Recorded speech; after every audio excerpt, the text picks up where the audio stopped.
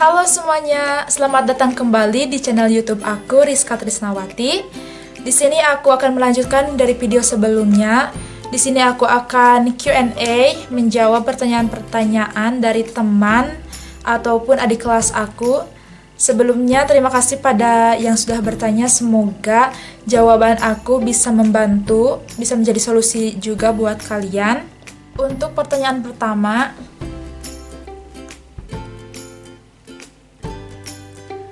lebih bagus mana kuliah swasta, gap year, atau kuliah sambil belajar UTBK? Mungkin ini situasinya dalam keadaan gagal UTBK ya, setelah gagal UTBK. Sebenarnya kembali lagi ke tujuan kalian berkuliah.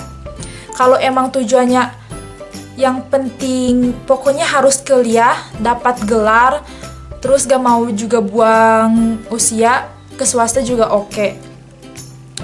Soalnya kan kalau pengen cepet dapat gelar terus ngedukung juga ke pekerjaan kalian, itu gak harus PTN, gak harus universitas mana, nanti juga semuanya dapat gelar dan kalian untuk ke swasta juga oke. Kalau tujuannya pengen cepet dapat gelar dan dapat kemampuan, skill, terus biar cepet dapat pekerjaan, kemana aja juga oke, swasta juga oke. Kemudian untuk kalau aku sendiri, kenapa pilih gap year? Soalnya aku yang jadi faktor bukan faktor pengaruh, yang jadi faktor pertimbangan itu ada di biaya. Soalnya kalau di negeri itu kan ada UKT, apalagi yang SNM atau SBM, bebas dari uang pangkal kan, yang berpuluh-puluh juta itu. Jadi dan UKT-nya juga sesuai juga kan dengan gaji orang tua. Jadi aku mempertimbangkan ke biayanya. Dan di swasta itu rata-rata, bukan semuanya ya, rata-rata biaya kuliahnya itu mahal. Jadi aku milih gap year dan berjuang lagi sehingga aku bisa PTN, sehingga aku bisa masuk PTN dan dapat biaya yang terjangkau oleh keluarga aku. Gitu. Terus kalau mau kuliah dulu sambil belajar UTBK tahun depan bisa banget. Tapi resikonya kalian tuh capek 2 kali. Ya belajar buat UTBK, ya belajar harus nugas juga buat kuliah kalian yang sekarang.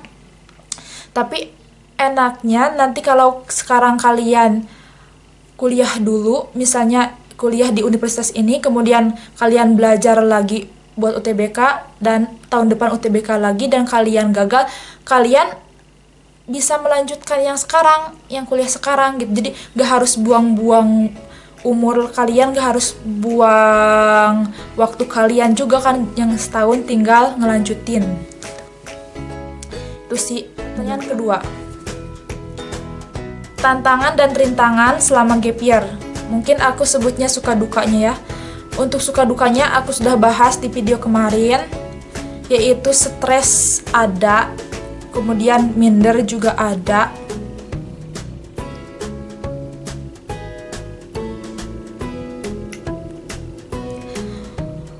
Mindernya kenapa? Karena merasa gagal aja lihat teman-teman seangkatan yang udah jadi maba, yang udah pakai jas alma mater, yang udah post-post tentang diskusi-diskusi mereka. Pokoknya minder, kemudian merasa kecewa juga, kemudian merasa gagal juga, dan harus belajar dari nol, khususnya aku yang lintas jurusan, jadi harus belajar. Ketiga, keuntungan kuliah di PTN, perguruan tinggi negeri.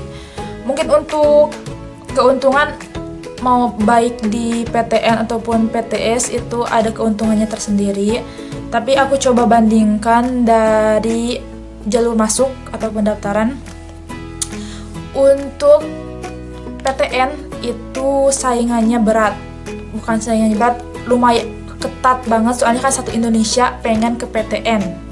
Jadi untuk saingannya di PTN itu lebih ketat, kemudian tapi banyak juga jalurnya, jadi nggak cuma satu jalurnya. Kemudian ya itu sih untuk persaingannya ketat untuk di PTN. Kalau di PTS itu untuk jalurnya mungkin hanya di gelombang-gelombang, kayak bukan gelombang kayak jalur untuk gelombang 1, gelombang 2, gelombang 3 gitu. Terus kalau untuk di PTN, untuk masuknya itu kan harus perlu nilai yang bagus, misalnya untuk harus UTBK dulu, harus tes ini dulu, harus tes itu dulu, dan itu juga harus bersaing dengan siswa-siswa anak-anak se-Indonesia. Tapi bukan berarti di PTS juga kalian bisa leha-leha, karena di PTS juga banyak yang mengadakan tes. Kemudian untuk biaya, nah ini biaya mungkin kalau di PTN pakai sistem yang namanya UKT yang disesuaikan dengan gaji orang tua juga. Kemudian ada uang pangkal, dan uang pangkal itu kalau dari SN sama SBM itu bebas uang pangkal. Jadi uang pangkal itu cuma buat mandi aja kalau di PTN. Terus kalau di PTS, jadi semuanya gitu rata, ya bayar SPP, ya bayar uang pangkal gitu kan, karena kan kalau di PTS nggak ada yang SNSB gitu kan. Jadi untuk biaya sih itu perbedaannya. Kemudian untuk prospek kerja sama aja, itu tergantung dengan kemampuan kita, skill kita. Kemudian untuk fasilitas, biasanya fasilitas di PTN itu lebih lengkap, tapi tidak menutup kemungkinan di PTS itu fasilitasnya lebih banyak, lebih lengkap lagi dari PTN. Jadi sebenarnya untuk PTS, PTN itu kembali lagi ke maunya kalian, cuma mungkin kalau beda ada di biaya kayaknya sih. Kalau menurut aku sih perbedaan terbesar ada di biaya. Dulu aku kepikiran gak buat kuliah dulu sambil belajar UTBK. Jujur aku waktu dulu gak sama sekali kepikiran kesana, karena ngapain juga, satu buang-buang uang, karena kan kalau udah kuliah pasti kan ada aja uang yang dikeluarin gitu kan. Terus buang waktu juga, buang pemikiran juga, karena kan harus ekstra belajar 2 kali, harus belajar ya UTBK, belajar nugas buat kuliah juga. Jadi kalau waktu itu, kalau menurut aku, kalau aku mau ke kuliah swasta ya udah kuliah swasta aja, fokus. Atau kalau aku mau gap year, udah gap year aja, fokus belajar aja, fokus gitu kan. Kalau dua-duanya aku gak sanggup, capek banget kayaknya.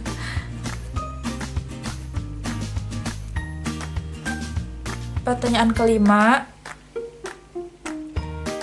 pelajaran apa yang bisa diambil selama gap year? Banyak banget pelajarannya, mungkin lebih ke kita tahu kemampuan kita di mana, terus passion kita apa gitu, kita maunya itu di mana gitu. Soalnya aku gak tahu kenapa dari mulai SNM terus ujian mandiri, aku selalu daftar di pertanian, di jurusan pertanian. Padahal aku juga gak terlalu minat gitu, tapi gak tahu kenapa selalu di sana dan itu selalu gagal gitu. Dan dari situ aku bersyukur banget karena udah gagal. Soalnya kalau aku juga masuk kan belum tentu aku pengen, belum tentu aku semangat, enjoy untuk belajarnya. Jadi waktu itu aku bersyukur udah digagalin, karena itu bukan minat aku, bukan passion aku. Seperti itu. Mungkin itu pelajarannya lebih sadar ke kemampuan kita, ke passion kita di mana, terus keinginan kita itu di mana. Kemudian kegiatan selama gap year. Untuk aku pribadi, untuk kegiatan aku gak ada sih, cuma belajar aja. Soalnya kan lagi pandemi juga, waktu itu 2020 lagi gawat-gawatnya banget, lagi darurat-daruratnya banget. Jadi stay at home. Untuk kegiatan belajar atau aku waktu itu ikut di organisasi Karang Taruna, dan kayak ada kegiatan untuk 17 Agustusan gitu kan. Jadi aku jadi panitia waktu itu untuk 17 Agustusan di desa. Mungkin untuk kegiatannya itu doang sih, nggak banyak. Tapi kegiatan yang lainnya sih kalau normal ya, kalian bisa jadi relawan, bisa kayak traveling juga, bisa kayak belajar, terus pokoknya waktu-waktu untuk kalian untuk menyegarkan kembali pikiran, menyegarkan kembali tubuh kalian, olahraga. Banyak sih yang bisa dilakukan buat gap year kalian. Belajar organisasi di masyarakat juga itu penting.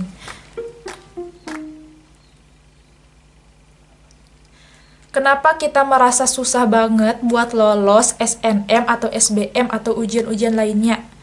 Kenapa kita merasa susah? Balik lagi ke diri kita. Apakah kita mempersiapkan diri kita untuk ujian tersebut secara matang?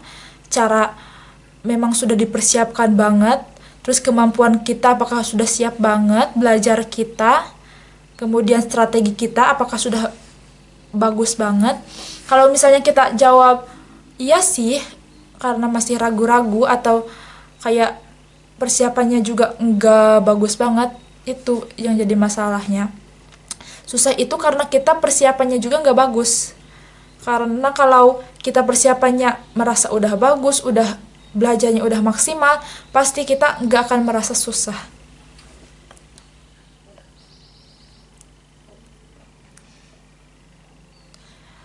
Pertanyaan selanjutnya, aku kalau udah bucin sama satu prodi, gak mau milih prodi lain walaupun ada peluang untuk lolos. Itu pemikiran salah gak? Enggak. Aku juga kalau udah suka sama prodi ini, tetap aku perjuangin sampai akhir, gak ganti-ganti. Soalnya itu kan kemampuan kita, terus maunya kita di sana, enjoynya kita di sana. Kalau kita ganti-ganti, kalau misalnya ambil aja kedokteran, karena yang nanya juga ngambilnya kedokteran. Misalnya ada kedokteran, ada keperawatan, atau ada farmasi, itu kan sama-sama dari kesehatan, cuma kan beda tugas. Beda tugasnya, beda pembelajarannya juga, beda nanti kerjanya juga beda juga, tapi sama-sama kesehatan. Kita maunya ke kedokteran, tapi yang ada peluangnya itu misalnya keperawatan, itu kan yang perawatan sama kedokteran pasti lebih ketat kedokteran kan.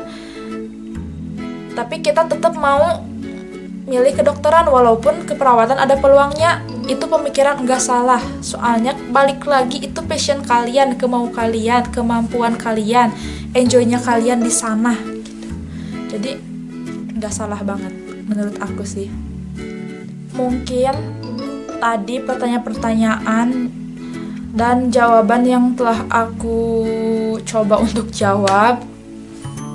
Terima kasih banget yang sudah mau bertanya pada aku, sudah mempercayai aku untuk ngasih solusi, untuk ngasih jawaban. Semoga jawaban aku bermanfaat, membantu juga.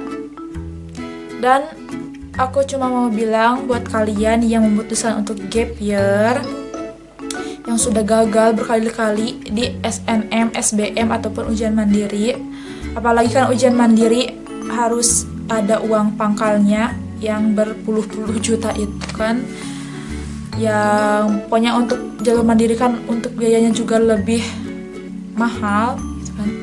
Mungkin kalian gagal di sana, kalian diberi waktu lagi, diberi kesempatan buat belajar lagi, buat nyusun strategi lagi, terus buat mengetahui passion kalian lagi gitu.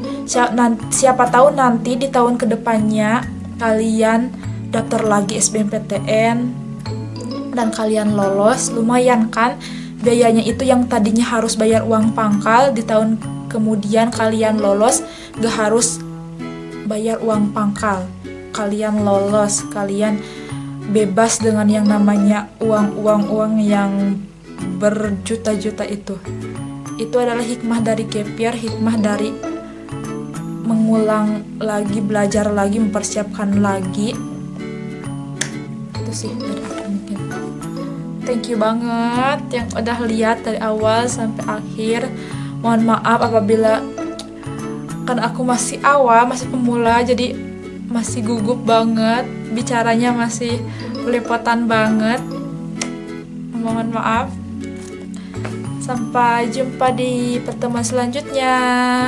Next aku mungkin akan buat tips and trick manage waktu buat belajar dan jadwal belajar. Nantikan terus. Bye.